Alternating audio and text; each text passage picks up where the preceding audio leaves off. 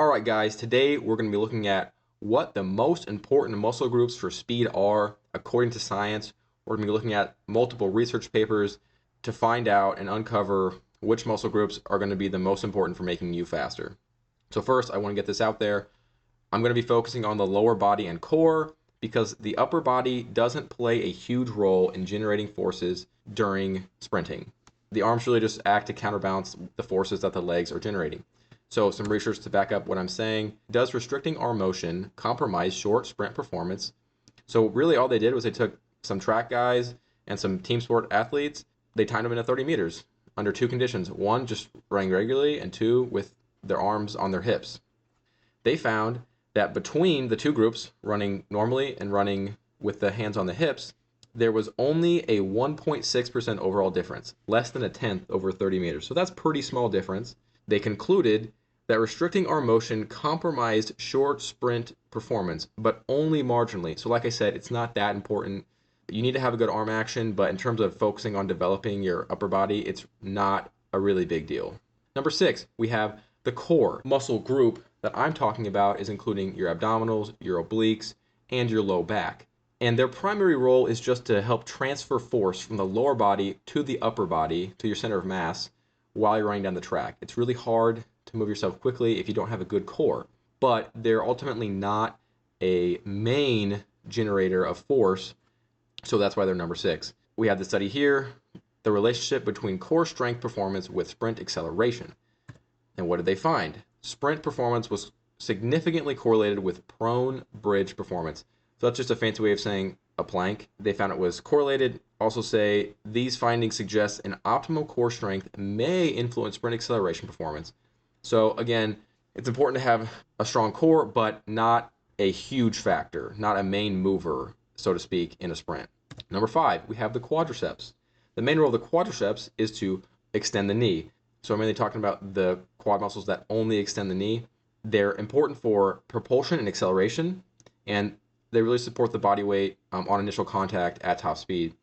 Now, some of you may think this is a little low for the quads, probably expected this to be higher, but the reason I have them at 5 is because they don't play a massive role at top speed. And if you're a true track sprinter, it's all about top speed. So if you're more of a field sport athlete, football, basketball, the quads are a lot more important because they play a bigger role in acceleration and in change of direction. So this study here, titled The Relationship of Knee Extensor Strength, but not Quadriceps femoris muscularity with sprint performance in sprinters. So what did they find? They found absolute and relative knee extensor strength were significantly higher in sprinters than non-sprinters. Like, okay, big deal, of course you'd expect that. They later say, though, the absolute and relative strengths of the fast velocity isokinetic knee extension correlated negatively with personal best 100-meter sprint times. So to break that down, because that's kind of sciencey, knee extensor strength at fast velocities in this fancy isokinetic equipment correlated negatively with personal best in the 100 meters.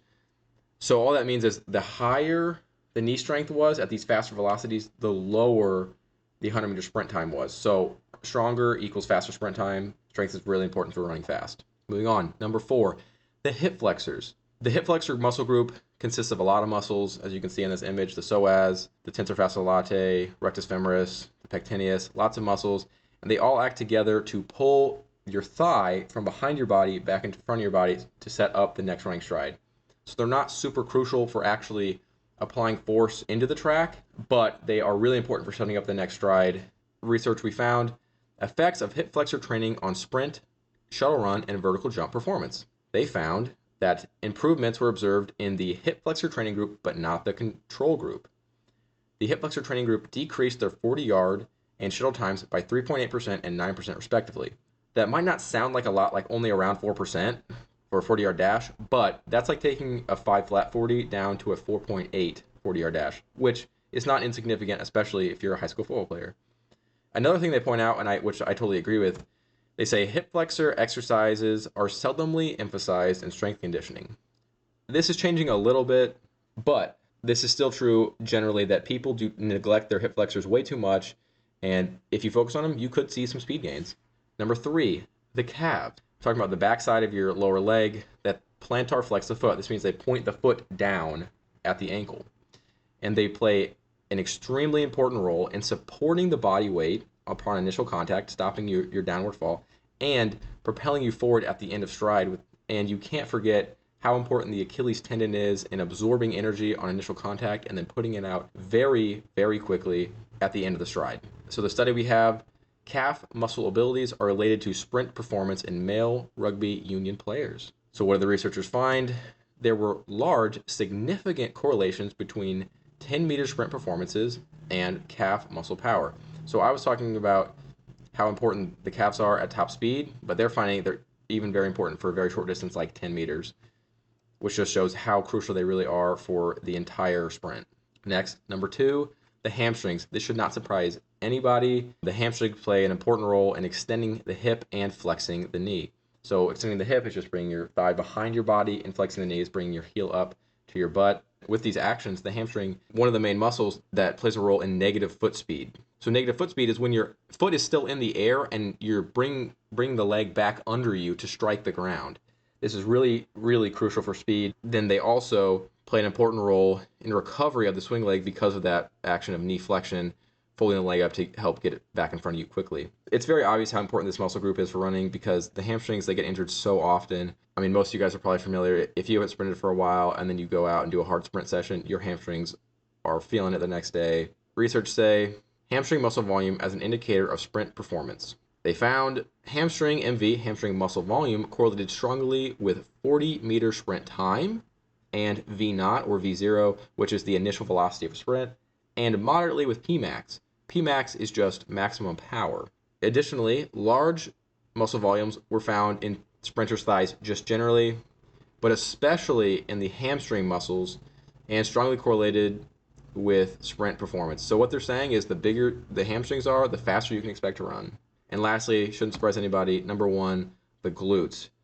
The glutes are an extremely powerful hip extensor, and if we include the glute medius and minimus, keep the hips level while sprinting. They also help support the body weight upon initial contact, and are just crucial muscles for propulsion during acceleration and top speed. Now, the study we have here for the glutes is one of my favorite studies, and you should check it out. So, the study is titled "The Muscle Morphology of Elite Sprint Running." Okay, so this study is awesome because they looked at not just untrained men versus sprinters, but they looked at untrained men compared to sub-elite and then also elite sprinters.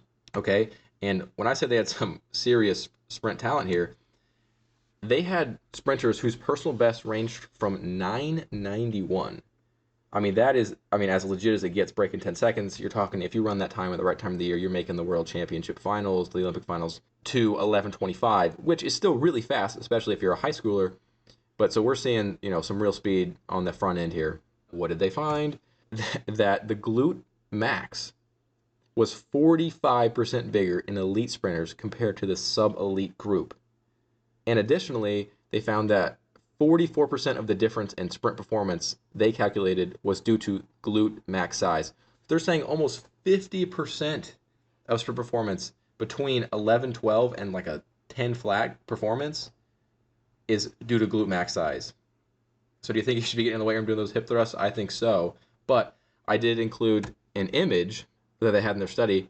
So here at the bottom, we have the untrained control. You can see, all the different muscles. The legend is here on the side.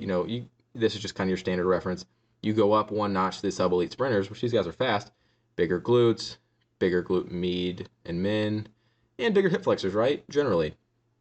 But then we go to the elite sprinters and we see, wow, they get so much more muscular. Bigger glutes, significantly bigger glutes, way bigger rectus femoris, that's a quad muscle, way bigger glute med and glute min, and the psoas huge on these guys.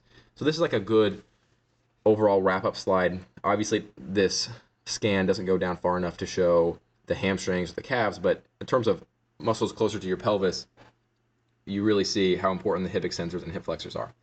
And lastly, I'm going to leave you with one image to really demonstrate my point. American record holder Tyson Gay, 100-meter personal best of 9:69, the second fastest time ever. Holy crap, I think that thing might have a gravitational field on it. I mean, that's absolutely crazy. But this is the end of the video, guys. Thanks for watching. Like, subscribe. If you have any questions, please leave it in the comment box. I'll try to answer them. And thanks for watching my video. See you next time.